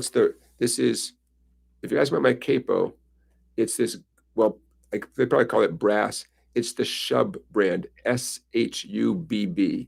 Shubb. It's a classic. I've had it for a few decades now. I can't believe I haven't lost it. The reason why I'm not directly recommending this to you guys is why, I don't know, man. The Kaiser brand and similar capos that this one hand clamp, you squeeze it and it opens, and you put it down, you know, people seem to like those so much I just figure you guys, you know, you can't go wrong with those. I do love my Shubb capo. There's a lot of capos out there that all claim to be amazing and high tech, and I don't know, they might be. This is good enough for me. So, if Stephen, if that's what you're asking about, that's my Shubb capo. Okay, folks, keep the questions coming in. Kitty Cat Black, hello from British Columbia. Hello, Kitty Cat Black. Thank you for being here. I'm going to say a few more hellos because there's some people I want to say hello to. Hello, Blair. Thank you for being here, Blair. Who else do I see? I think Roger Cooper. Hello, Roger. Thank you for being here. Don't forget, if you have a question for me, please put a bunch of question marks before. Okay, Scott Rhodes, I see your question. I'm going to get to that in a second. I just want to make sure I'm not missing anything else. You guys are chatty tonight. You guys are so chatty. Okay. Scott says, oh, Scott, it's a great question, man. Near and dear to my heart. Scott says, am I hurting my progress by playing my own thing more than playing existing songs? I do both, but love making stuff up. Yeah, great question. Short answer, do what makes you happy. Do what makes you happy. That's it. That should be the whole answer. But I feel for you because, man, I'm the same way. You have a limited amount of time to play your instrument. What's your priority going to be? Sadly, we have to make decisions. You have to choose. I really took it to heart when I read interviews with John Fogerty in maybe the 90s. You guys remember that album? I think it was called Blue Moon Swamp. I think maybe I've been around the time that John Fogerty, that album came out. He mentioned that and I hope I'm getting this right, that he was pretty dissatisfied with his guitar playing abilities. And really, you think, John, he's why would he be dissatisfied with anything, man? He's John Fogerty, right? But he's like all of us, man. You you have hopes and dreams and goals, and and he really put his mind to it, to becoming a significantly better guitar player. And I think he got really into dobro playing as well. And it seemed like from reading these interviews with him that he was actually self-conscious. Like he felt like everyone was, all his peers maybe were better guitar players, or enough of his peers were better guitar players than he was. And he felt like, geez, man, I want to get my chops together. And so when I read that, I thought, it kind of confirmed, or it made me feel like, hey, I'm not alone. If John Fogerty can go through that type of crisis, then must be zillions of us. Like, what do you do, man? You sit and you work on your chops all day long and just work on your bar chords and your exercise and your scales and arpeggios and all the technical stuff, strumming patterns, finger picking patterns. Well, sure, that sounds great. But what if you just want to write your own song? You know how many songs out there are great songs that require very minimal guitar skills to sort of just strum the song? I mean, I'm not talking about how you and I could fake it. I'm talking about the actual song has pretty rudimentary guitar playing. You don't have to be the world's best guitar player to write great songs. So why not just take the skills you have and be, write songs? Well, that's great. That's a great idea, but we're all inspired, I would say, by the music we grew up hearing and by, all the music we know and love. So what's more satisfying than taking a song that you've heard your whole life and learning how to play it? Well, that's a great way to spend an hour or a week. What do you do, right? What do you do? So, Scott, I feel your pain. Number one, do what makes you happy. But then you get to the point where it doesn't make you happy. Maybe you realize, geez, say all my songs sound the same. And I'm sure they don't, but there might be a little voice in your head that says, no, I really need to learn some music theory, for example. Instead of playing for an hour, I'm going to read up on music theory, watch some music theory videos for an hour, learn some new chord progressions. So there's a sort of a turning point. Maybe you're working so hard and you're getting your chops together, and then you hear some song on the radio, some big hit song. You're like, oh, you got to be kidding me. that song is 4 chords. I can write a 4-chord song. I can write a better 4-chord song than that. So you put down your Eddie Van Halen textbook and you're like, I'm going to write a 4-chord song. And if it kills me, I'm going to write it. I'm going to finish it. And it's going to be great. And maybe that gets you going for a week. I don't know, Yep. If anyone has any insight, feel free to put that in the chat. But I hear you. I hear you. I go back and forth myself. Just to conclude, I go back and forth myself. Man, I see all those hot shots doing that hot shot stuff. And I think I can do that hot shot stuff. It might take me a month, but if I do that thing for half an hour a day for a month, I'm going to be able to do that, whatever, fill in the blanks, and nothing wrong with that. It's great. Whatever motivates you, whatever makes you happy, Oh, and my final word, and then I move on.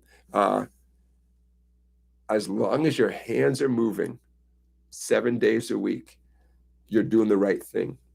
Because the opposite, taking days off, taking a month off, that's a problem. You know what I mean? For lots of reasons, that's a problem. So it's never time wasted if you're making music on the guitar. I mean, I really believe that. If you spend a month working on writing 2 or 3 songs, and your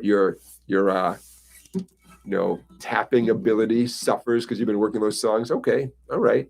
But at least your fingers are moving, you're doing stuff. Your ear was being engaged, So, thank you guys for hearing me out. How are we doing on time? We got a few minutes. Hey, I want to say Merry Christmas, Happy New Year to you guys. Let's do this one more time for the year, December 30th. Don't worry, we're not done yet. But while I got 42 of you here, I'll see you again next Saturday, same time, same place. And if anything comes up, remember, I'm on social media, Instagram, Facebook. I'm going to put this in the chat. If you don't follow me already, head over to Instagram or Facebook, whatever one works for you guys or both, and just do a search for the word Songbike, Songbike. I just put it in the chat, Songbike. And there we go. And I'll come up. You'll know me when you see me. And follow me on social media, because if I have to start late, if I have to cancel, if something has to happen, I'll put it on social media. And that's about all I can do to keep you guys in the loop in a very fast, direct way. So bear with me, folks. I'm scrolling here.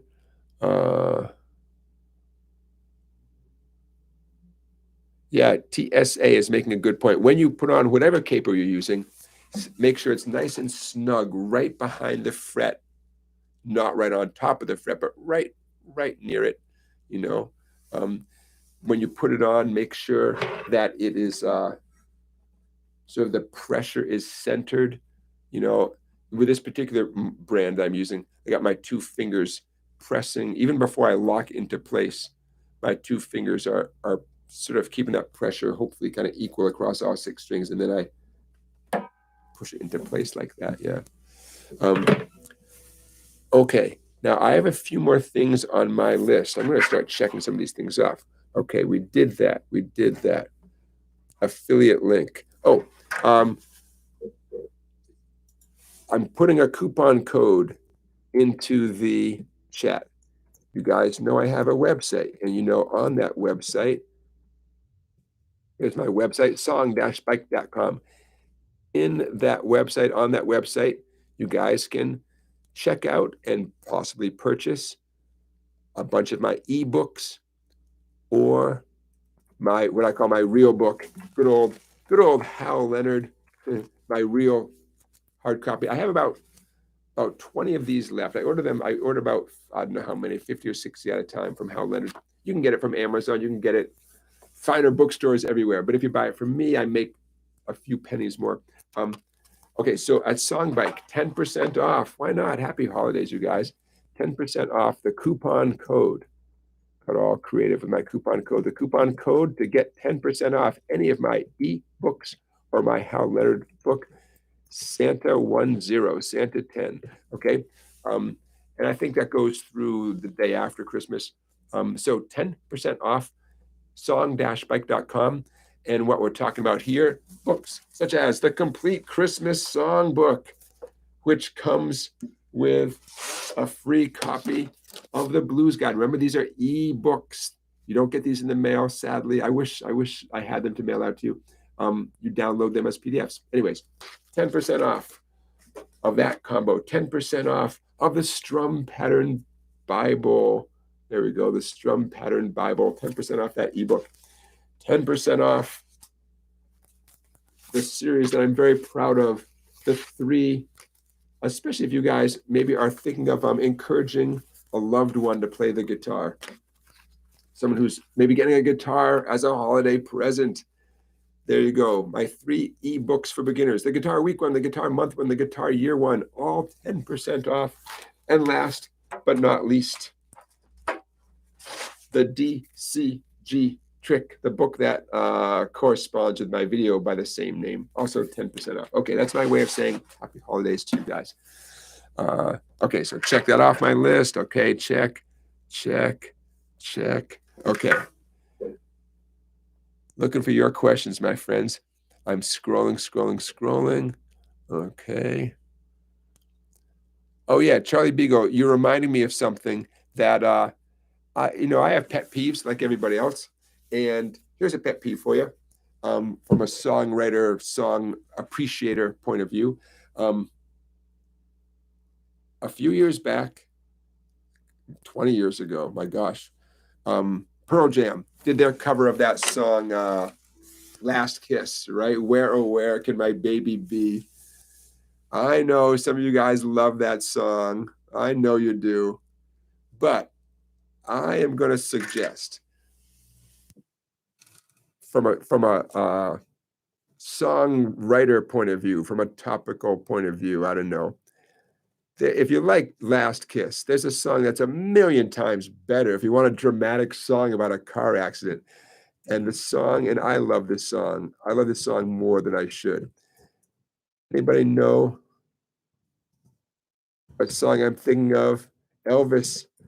I don't know if Elvis did the only version, but it's the only version I know. Elvis's car crash song, Long Black Limousine. Wow, I love that song, man. What a heartbreaker. What a great song. So if for those of you, this is what my goes on in my little brain during the week. I think, man, oh, by the way, the reason I have a thing about Last Kiss is so many people want to learn it. As soon as Pearl Jam put out their version in the early 90s, mid 90s, oh man, everyone wanted to learn to play Last Kiss. And to this day, it comes up in conversation. Last Kiss, specifically the Pearl Jam version.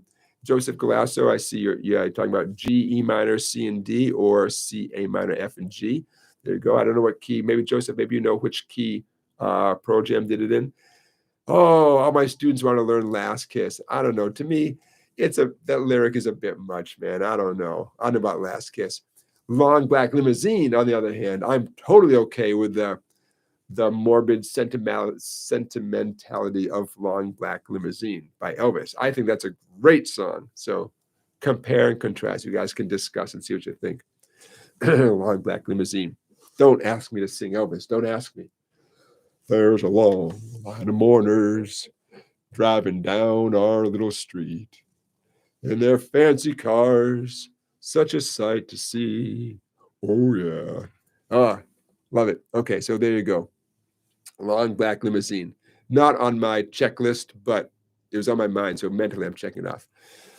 Okay, we have time for a few more questions. Sonic Ninja, writing songs, what are the most common inspiring chord progressions that come to your mind? What a great question.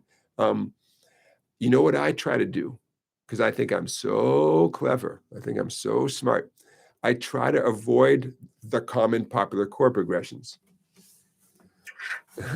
Look how far it's got me. So what I will sometimes do instead is I'll take a chord. I'm going to use E major as an example. And I'll simply slide that chord to new locations.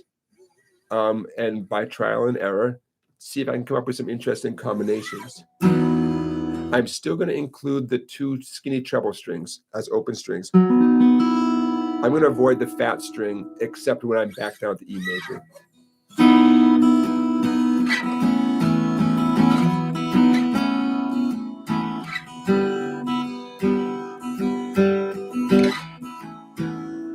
Okay, so that just turns me on, man. Such an easy chord. I almost feel guilty because it's just the E chord, but I'm gliding it up. As soon as I leave my little comfort zone, the name is no longer E, right? But my left hand doesn't know that. My left hand thinks it's the easiest thing in the world. But thanks to those open strings, I'm getting what I think are very appealing I call them bonus notes.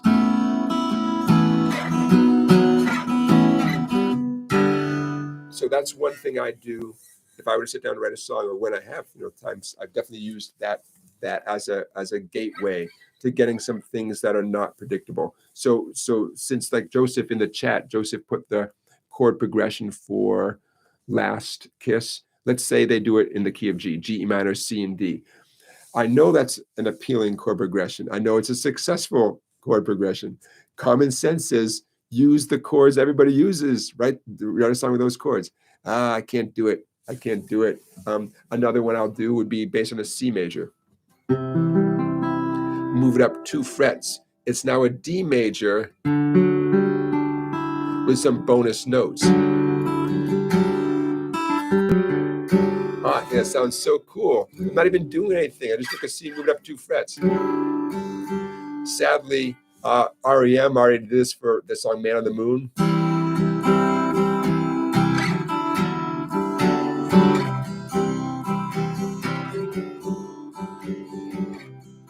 Okay, REM, the Man on the Moon, okay, or Man on the Moon. Doesn't mean we can't do it, but just be careful to not sound like their song, So don't stop with that D with the bonus notes. I'm going to jack it way up. Oh, how interesting is that? Okay, it's my C grip, but my index is on the B string 6. And if it's there, and it is, then by definition, my middle finger is on the D string 7, and my ring finger is the A string 8. Oh.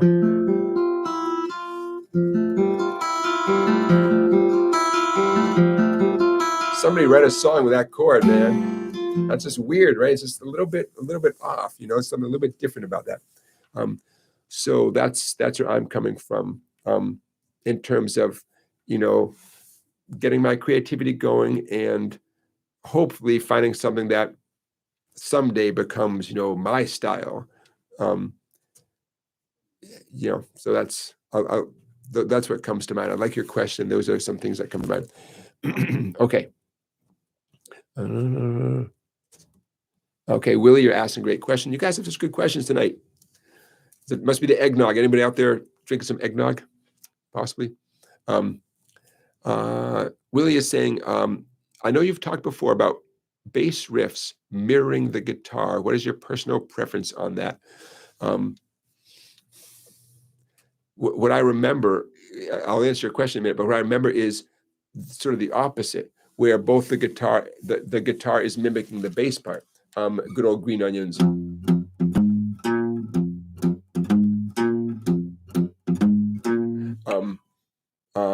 In not for the whole tune, but there are significant portions of the tune where the guitar and the bass are doing that riff and related riffs together. And I think it's such a cool sound. It helps to have other instruments in the band. Obviously, Booker T and the MGs has Booker T, on the organ. I love Booker T and the MGs. Can I just say, who wants to go to the Stax Museum in Memphis with me? Anybody want to go?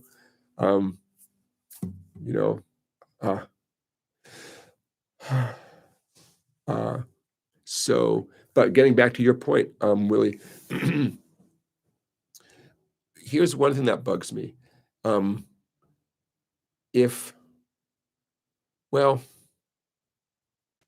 that's I was thinking of something else. Bass riffs mirroring the guitar. I think there's the potential for anything to sound great. Anything, and in terms of like writing a song, I would trust your own instinct. If things match too much, I always use the image of, if you're wearing a red shirt and red pants, like, yeah, you're a big boy, you made a match, but like, unless that's your uniform at the car wash, you don't want to wear a red shirt and red pants. Just don't do it, right? It's too matchy. So if you're writing a song and you're considering having the bass riffs mirror the guitar, it's not a bad idea but just, ask yourself, is it too matchy? It's a powerful sound, you know. You certainly could do it for certain parts of a song. I mean, why not, but uh, my goal would be, I mean, my gosh, it depends on the song, right? It depends, I don't want to generalize too much. My instinct, because I'm not a hot shot bass player, but I like having the opportunity to play bass. I try to come up with a cool bass line that kind of stands on its own, that it might reflect the guitar chords in general. But I think it's kind of fun to at least push myself to see if I can come up with a bass line that stands on its own.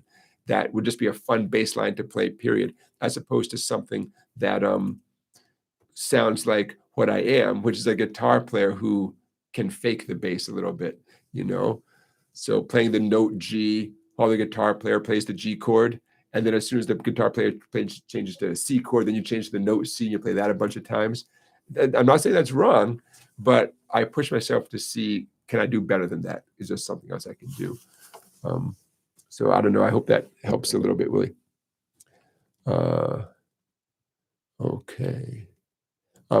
Before I forget, many of you are subscribers to my YouTube channel. If you're not already a subscriber, hey, why not? Why not make tonight the night? I am at the cusp of 200,000 subscribers, which blows my mind. But it also, I don't want to be on the cusp of anything. So you can make a difference. So if you have not already subscribed to my YouTube channel, please consider it. It's free, and I would appreciate it. Blair, you're asking about the underused diminished chord. You're talking about, songwriting with a diminished chord. Diminished chord is a beautiful thing. For popular music, and you guys know when I say popular music, I mean rock, pop, country, folk, blues, bluegrass, anything that's not particularly jazzy. Popular music doesn't use diminished chords very often. When they do show up, it's a very cool thing. It's like seeing a bird that is maybe not supposed to be where it is. You think, oh my gosh, I there's that bird. I can't believe it's in this part of the hemisphere this late in the season or something. So my ear, like just like a dog, my ear perks up. I think, oh, look at that diminished chord.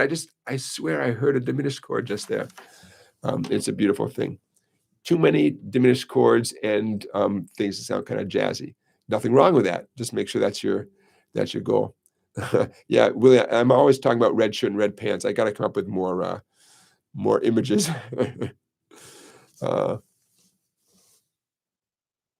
Is the Bob Seger method, and I poor Bob Seger. I think Bob Seger is great, but I'm going to tell a story, and I don't know for real if it's true. But here's the imagine writing a song and then asking a pro bass player, some friend of yours, someone who is a real bass player, hey, what bass part would you put to my song? I mean, that would be eye-opening. Hey, Drew, thank you for your super chat. I appreciate that, Drew. That would be eye-opening, right? So what does that have to do with Bob Seger?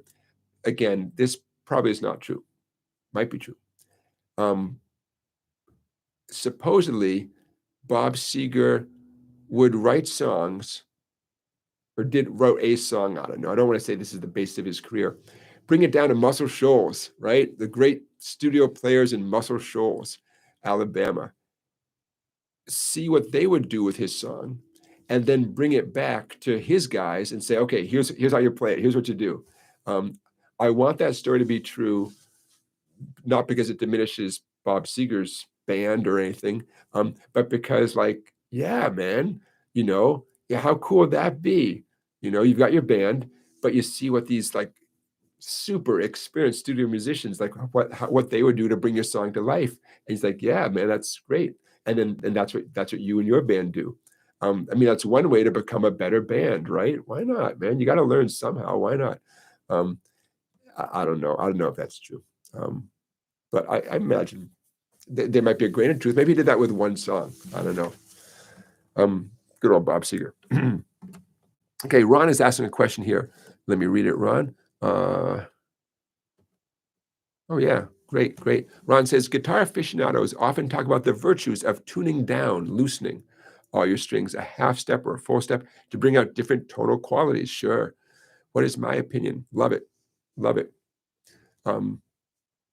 Always, I mean, we're so lucky as guitar players. We're so lucky that we can profoundly alter the sound of our instrument by retuning to different strings, different notes, I should say, different notes. And when we're done, just tune back again with essentially nothing happened, nothing. You didn't lose anything. You didn't have to pay anything. Just did it. You know what a trumpet player would give to be able to redo the tubing of their trumpet temporarily, get a totally different vibe, and then you know, um, it's so number one, I think it's a great idea. And again, I wish I knew more about the physics, but just like capo-ing up the guitar, the wood of your guitar is going to react to this new type of vibration it's getting. The opposite is true as well. Loosening the strings, it's different vibrations. The wood is now reacting to different combinations of vibrations. Clearly, I don't know what I'm talking about from a scientific point of view. But yeah, man, of course, you're setting different vibrations. The guitar is music is all vibrations. The wood is vibrating, So of course I know what I'm talking about. I wouldn't be on YouTube if I wasn't smart, right? You got to believe everything on the internet. So yeah, so Ron, I think it's a great idea. Reasons to tune your guitar looser, because you're learning a famous song, and the famous song was done, whether it's Jimi Hendrix or Stevie Ray Vaughan loosening everything, Kurt Cobain, or like Neil Young, maybe a Neil Young tune where he dropped D tuning, he tunes his fat E down to D. Great reason to tune lower. Second reason, purely as an experiment. Here's a trick for you. Some of you might have an electronic tuner that is preset to only recognize E, A, D, G, B, E, right? Eric and Dwayne got blues early, the 6 notes of a guitar. But you want to tune it down lower, Okay, here's a cheat. Here's a workaround. Let's say you want to go a whole step lower. Okay, here's what you do. You're going to be loosening the strings, right? You put the capo at the 2nd fret, okay? Now you loosen the strings until you're in the range where now they're so loose, but the capo's at the 2nd fret. And now with the capo at the 2nd fret, you're getting the E, A, D, G, B, E. Okay? Then you take the capo off and you essentially just tuned your strings looser, right? Because it was only E, A, D, G, B, E because of the capo. Take the capo off, you are a whole step looser. It's as if you just stretched your guitar 2 frets longer, or you could do it the same thing at the 1st fret. You wouldn't be loosening quite as much, but the same thing at the 1st fret. Anyways, that's a little workaround. Ron, thank you for your super chat. I appreciate that. Okay, you guys are keeping me hopping here. I love it. Charlie Beagle, don't say that. Everybody ignore what Charlie Beagle is saying. Charlie, you can't say stuff like that. That's not open G tuning. Okay, you watch it, Charlie. I got your number. I'm okay with you guys putting suggestions in the chat, but you can't put wrong stuff. And Charlie, I bet you're smart enough to know that what you're saying is kind of BS. So don't say that. If any of you want to know what open G tuning is, Google it, okay? Or any open tune, just Google it, But we can't have wrong information in the chat. I just can't do that. With all due respect. Drew, thank you for being here. Thank you for your kind words.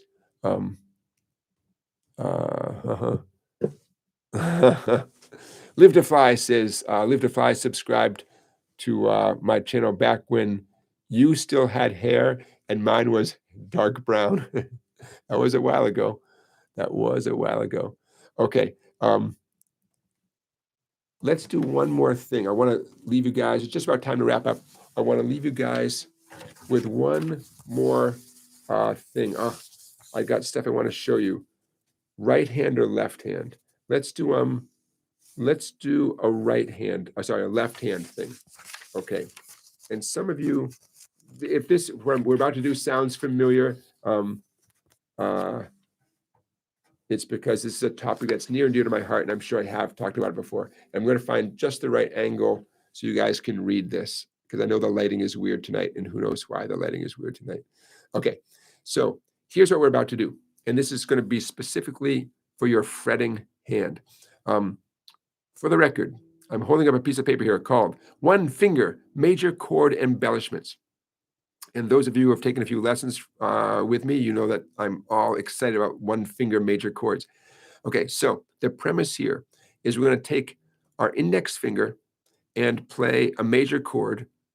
In this case, it's going to be up at the 5th fret. It's going to be what feels like an A major chord, you know, like an A major 3 in a row, like we talked about at the beginning of our live stream here. And you're going to get a major chord with one finger, putting all your pressure on the 2nd, 3rd, and 4th strings, the B, G, and D strings. But once you have that major chord in place, there are all these other notes kind of orbiting around that, you know, little partial bar you're doing with that index finger. And all those notes are fair game for embellishing on that chord. I'm going to stop talking for a second and play.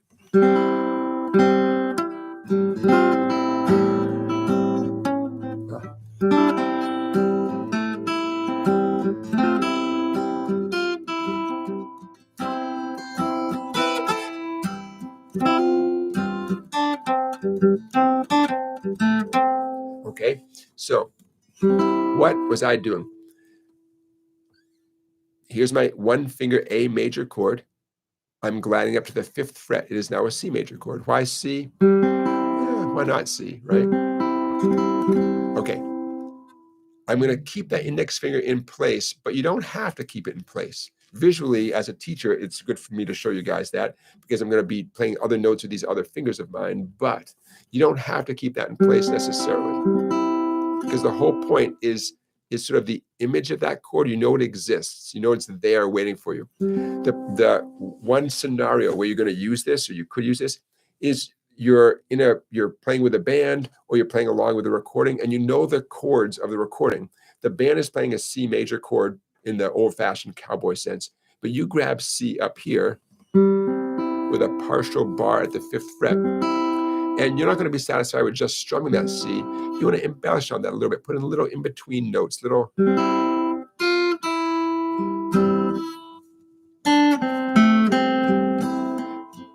And I'm going to keep coming back to that C. You know, but there's little notes that are just waiting there to embellish upon the C chord. Okay, so when I held up to the camera, all those little white circles in this diagram, all those little white circles are waiting there for you. They are notes from the C major scale. Don't worry about the names of those notes, but they're notes in the C major scale with one exception, 6 on the skinny E string. We'll talk about that in a minute. All those notes are fair game, you know, especially if adding those notes wouldn't step on anybody's toes, you know.